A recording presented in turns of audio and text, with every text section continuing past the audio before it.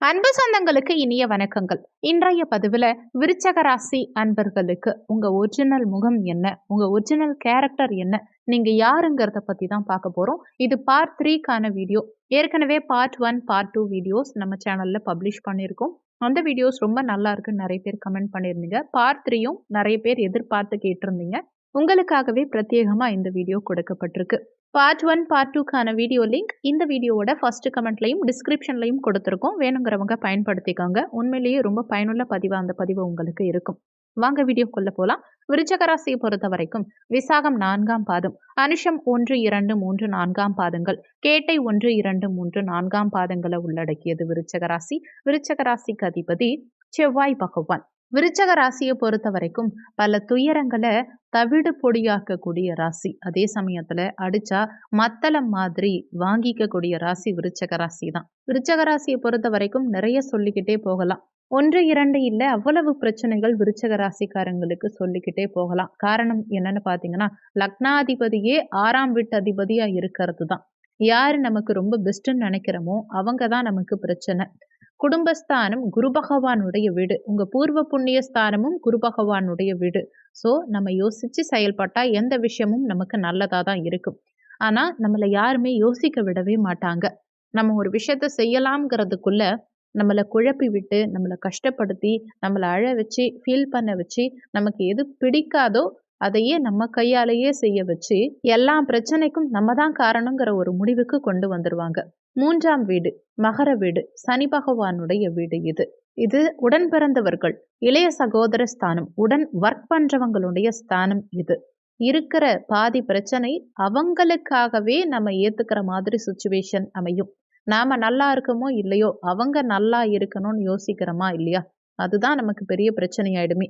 பொதுவாவே விருச்சக ராசியை பொறுத்த வரைக்கும் பல பிரச்சனைகள் வரத்துக்கு காரணம் என்னன்னா, அடுத்தவங்க பிரச்சனைய தானே சுமந்து சுமந்து பிரச்சனையை ஏத்துப்பாங்க. நிறைய பேர் பிறந்ததுல இருந்தே பிரச்சனை வரத்துக்கு காரணம் என்னன்னா, அடுத்தவங்க பிரச்சனைய தானே சுமந்து செல்வதும், நேர்மையா இருக்கிறதும், இன்னமும் சொல்ல போனா விட்டு கொடுத்து போவதும், இந்த 3ம் தான். நம்ம மனசுல நம்ம கொஞ்சம் ஷெல்ஃபிஷா இருந்தோமோ, நம்ம இந்த பிரச்சனையை இந்த மாதிரி கொண்டு போகக்கூடாதுன்னு நினைக்கிறோம் பாத்தீங்களா, அந்த நினைச்சதை செயல்படுத்த முடியாது. நம்ம மனசுல இன்னைக்கு இதுதான் பிளான், இதை தான் செய்யணும் அப்படின்னு நினைப்போம். ஆனா அதையும் செய்ய மாட்டோம். எல்லா இடத்துலையுமே விட்டு கொடுத்து விட்டு கொடுத்து போகும். அந்த நேரத்திலையும் சரி, இவங்க இந்த விஷயம் கேட்குறாங்க, இவங்களுக்கு இதை செஞ்சு கொடுத்துருவோம், பாவம் அப்படின்னு சொல்லி இரக்கப்பட்டு, நம்ம வேதனைப்பட்டு, நம்மளுடைய வாழ்க்கையில பல தருணங்கள் ரொம்ப மோசமான தருணங்களா மாறிடுச்சு. இளமை காலம்ங்கிறது விருச்சக ராசி என்பர்களுக்கு நிறைய பேருக்கு என்ன பிரச்சனைனா, இதுக்கு மேல நம்ம ஒரு லெவலுக்கு வருவோமா அப்படிங்கிற ஒரு டவுட். சில பேருக்கு டீனேஜ், சில பேருக்கு 30ல இருந்து 40 வயசுல இருக்கவங்களுக்கு என்ன தோணும்னா, ஒவ்வொரு நாளும் போறதே இவங்களுக்கு டஃப்பா இருக்கும். நாளைக்கு காலையிலக்குள்ள இது நடந்துருமோ, நாளைக்கு ஈவினிங்குள்ள இது நடந்துருமோ, அந்த மாதிரியான ஒரு விஷயம். அதுவும் பெண்களை பொறுத்த வரைக்கும் பார்த்தீங்கன்னா, குறிப்பா எந்த ஒரு விஷயத்தையும் முழுமையா செஞ்ச மாதிரி இருக்கவே இருக்காது. 1 வாரம் இல்ல, 10 நாள் லீவ் விட்டாலும் பத்தவே பத்தாது இவங்களுக்கு. ஏதோ ஒரு மன உறுத்தல், ஏதோ ஒரு மன கஷ்டம்ங்கிறது இருந்துகிட்டே இருக்கும்.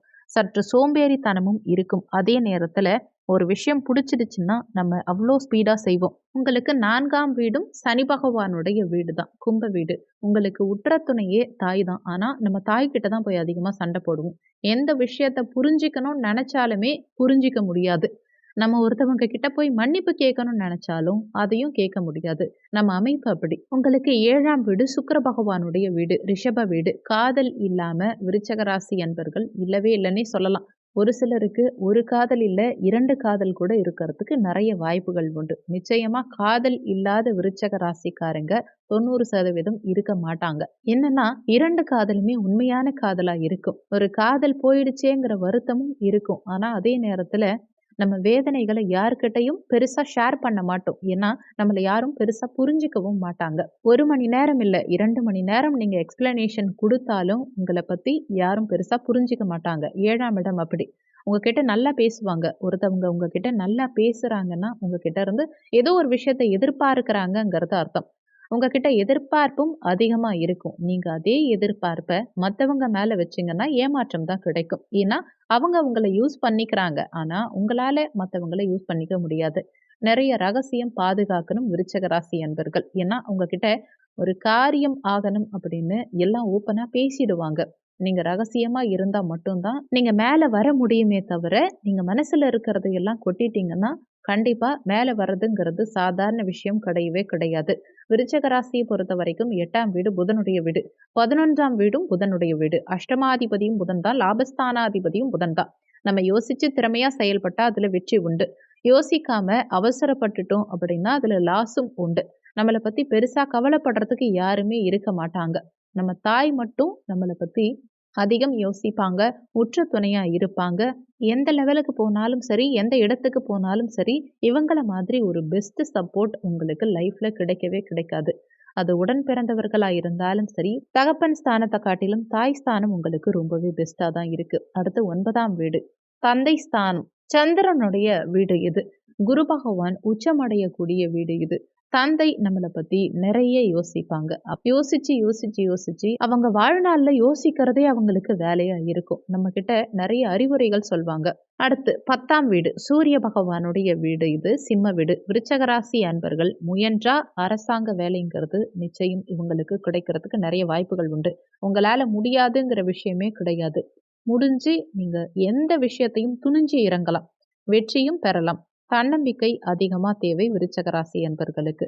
உங்க 12ஆம் வீடு சுக்கிர பகவானுடைய வீடு. எப்படி 7ஆம் வீடு சுக்கிர பகவானுடைய வீடோ, அதே மாதிரி 12ஆம் வீடும் உங்களுக்கு சுக்கிரனுடைய வீடு தான். அதனால தான் காதல்ங்கிறது உங்களுக்கு எந்த நேரத்திலயும் ஃபெயிலியரை கொடுக்கலாம். நிறைய பேருக்கு காதல்ங்கிறது 90% ஃபெயிலியர் ஆகிறதுக்கு வாய்ப்புகள் இருந்தாலும் 10% கிளிக் ஆகிறதுக்கும் வாய்ப்புகள் உண்டு. நிறைய விருச்சக ராசிக்காரங்களுக்கு ஒரு காதல் இல்ல, 2 காதலும் கூட ஃபெயிலியர் ஆகும். அதே நேரத்துல வீண் விரயங்கள், சுப செலவுகள் அதிகமா விருச்சக ராசிக்காரங்களுக்கு உண்டு. நம்ம என்னதான் எதார்த்தமா இருந்தாலும், என்னதான் சாதுரியமா செயல்பட்டாலும், செலவுங்கிறது இல்லாம வாழ்க்கை இருக்காது.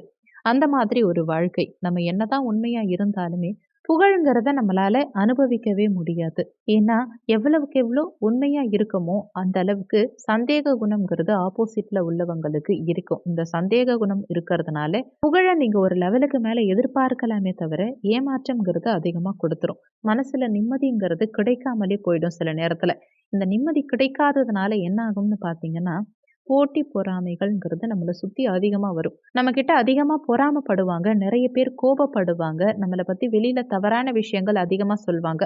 நம்ம ரொம்ப ஓப்பனா இருக்க நம்மள பத்தி பிரச்சனைகளும் அதிகரிக்கும். கடன் தொல்லைகள்ங்கிறது இருக்கும். நம் மனசார கடன் வாங்கணுங்கிற எண்ணமே இருக்காது. ஆனா, நம்மள சுத்தி உள்ளவங்களுக்காக கடன் வாங்க வேண்டிய சூழ்நிலை உண்டாகும். நம்ம எந்த அளவுக்கு உண்மையா இருக்கமோ, நம்ம பசங்களா இருக்கட்டும், ஒய்ஃபா இருக்கட்டும், ஏன் நம்ம அப்பா, அம்மா இருக்கட்டும், அத பெருசா புரிஞ்சுக்க மாட்டாங்க, நம்ப மாட்டாங்க. நமக்கு பாதி சண்டை என்னன்னா, நம்ம கேரக்டர புரிஞ்சுக்கிறதுக்குள்ளேயே நமக்கு 50 வயசு ஆயிடும். அத அவங்க ரெகக்னைஸ் பண்ணி திரும்ப நம்ம சாதிக்கிறதுக்குள்ள நமக்கு 70 வயசு ஆயிடும். இதுதான் விருச்சிக ராசிக்காரங்களுக்கு பெரிய பிரச்சனை. புரிஞ்சா பெரிய லாபம் யாருக்குன்னா, உங்க கூட இருக்கவங்களுக்கு தான். நமக்கு ரொம்ப ஒத்து போற ராசி யாருன்னு பார்த்தீங்கன்னா, மகரம் ரொம்ப பெஸ்ட்டு. காதலா இருக்கட்டும், நட்பா இருக்கட்டும், நண்பர்களா இருக்கட்டும், எல்லாத்துக்குமே மகரம் ரொம்ப பெஸ்ட்டு. அதே மாதிரி மீனமும் ரொம்ப பெஸ்ட்டு. ரிஷபமும் பெஸ்ட்டு. கடகம் இன்னும் எல்லாத்த விட பெஸ்ட்டு. இது மட்டும் தான் பெஸ்ட்டு. ஓரளவுக்கு ஒரு 10%னா கன்னிய சேர்த்துக்கலாம். ஆனா, ஒத்தே போகாதுன்னு சொல்ற ராசி மேஷம். சுத்தமா ஒத்து போகாது. மிதுனமும் ஒத்து போகாது. இவங்களையெல்லாம் யோசிச்சு கல்யாணம் பண்ணலன்னா கஷ்டம் தான். விருச்சக ராசிக்காரங்க ஒரு இடத்துல நம்பிக்கை குடுத்துட்டாங்க, ட்ரஸ்ட் குடுத்துட்டாங்க அப்படின்னா, அவங்க நேரம், காலம் பார்க்காம வேலை பார்ப்பாங்க. அதே நேரத்துல ஒரு எதிரி அவங்க நம்மள பத்தி யார்கிட்டயோ பொய்யா சொல்லிட்டாங்க, முதுகுல குத்திட்டாங்க, நம்மள ஏமாத்திட்டாங்க அப்படின்னாலுமே அவங்க மன்னிப்புன்னு கேட்டு சரண்டர் ஆயிட்டாங்க அப்படின்னா, அந்த மன்னிக்கிற குணம் இருக்கு பாருங்க, அது விருச்சக ராசிக்காரங்களுக்கு அதிகம் உண்டு. பெண் தோழிகளா இருந்தாலும் சரி, ஆண் தோழர்களா இருந்தாலும் சரி, நண்பர்களும் இவங்களுக்கு அதிகம். அதனால பிரச்சனை பெருசா கிடையாது. ஆனா, நெறைய வெளியூர் செல்வதற்கான, சுற்றுலா செல்வதற்கான வாய்ப்புகள் அதிகம் உண்டு இவங்களுக்கு. மனசுல எதையுமே ஸ்மார்ட்டா பண்ற அமைப்பு இருக்கும். நல்ல ஸ்டைலிஷ் இருக்கும். இத இப்படிதான் செய்யணும். இத இவ்ளோ அழகா செய்யணும், பெர்ஃபெக்ட்டா செய்யணும் அப்படிங்கிற எதிர்பார்ப்பு ரொம்ப அதிகமா இருக்கும் விருச்சக ராசிக்காரங்களுக்கு. விருச்சக ராசி அன்பர்களுக்கு ஜுவல்ஸ் மேல ஆசை ரொம்ப அதிகம் இருந்தாலும் கொடுத்தா வேண்டான்னு சொல்ல மாட்டாங்க. வேணும்னு கேட்க மாட்டாங்க. ஆனா கொடுத்தா வேண்டான்னு சொல்ல மாட்டாங்க. இடது கை மோதிர விரல்ல ஏதாவது ஒரு நகை அணிந்தா உங்களுக்கு ரொம்பவே லாபம். கிழக்கு, வடக்கு திசை உங்களுக்கு ரொம்ப ரொம்ப லாபம். வெளிநாட்டு வாழ்க்கைங்கிறது விருச்சக ராசி என்பவர்களுக்கு அவ்வளவு லாபம்னு சொல்ல முடியாது. அதே நேரத்துல இது ஒரு 10% அளவுக்கு சுயஜாதகத்தை பொறுத்து மாறலாம். அதே மாதிரி விருச்சக ராசிக்காரங்களுக்கு பிடிச்ச கடவுள்ங்கிறது பிள்ளையார் ரொம்ப பிடிக்கும். விநாயகர் ரொம்ப ஃபேவரட்டான கடவுள் உங்களுக்கு. காஞ்சிபுரம் ஏகாம்பரேஸ்வரர் கோவிலுக்கு போயிட்டு வந்தீங்கன்னா, உங்க தலையெழுத்தே மாறும். உங்க வாழ்க்கையே மாறும்னு சொல்லலாம். அதே மாதிரி விருச்சக ராசி அன்பர்களுக்கு ஒயிட், எல்லோ, பிங்க், கிரீன் இந்த 4 நிறங்கள் இருக்கிற ட்ரெஸ் நீங்க அணிஞ்சீங்கன்னா, உங்க பிரச்சனைகள் குறையும். இந்த 4 நிறங்கள் உங்களுக்கு அதிர்ஷ்டமான நிறங்கள். நீங்க நட்பா வச்சுக்கிறவங்கள உங்க ராசிக்காரங்களையே வச்சுக்கலாம்.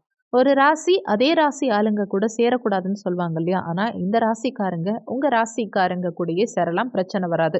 அவ்வளோ பெஸ்ட்டான ராசி. விட்டு கொடுத்து செல்லக்கூடிய மனப்பான்மை உடையவங்க. அடுத்த வீடியோல இதை விட நிறைய பயனுள்ள தகவல்கள் விருச்சக ராசிக்காரங்களை பத்தி பார்ட் 4ங்கிற வீடியோ கொடுக்குறோம். அந்த வீடியோவை பார்க்கணும்னு நினைச்சீங்கன்னா நீங்க நம்ம சேனலை ஃபர்ஸ்ட் சப்ஸ்கிரைப் பண்ணி வச்சுக்கிட்டு பக்கத்துல இருக்க ஆல் நோட்டிஃபிகேஷன் பெல் பட்டனை பிரஸ் பண்ணி வச்சுக்கோங்க. நன்றி. மற்றொரு நல்ல பதிவோடு மீண்டும் உங்களை சந்திக்கிறோம்.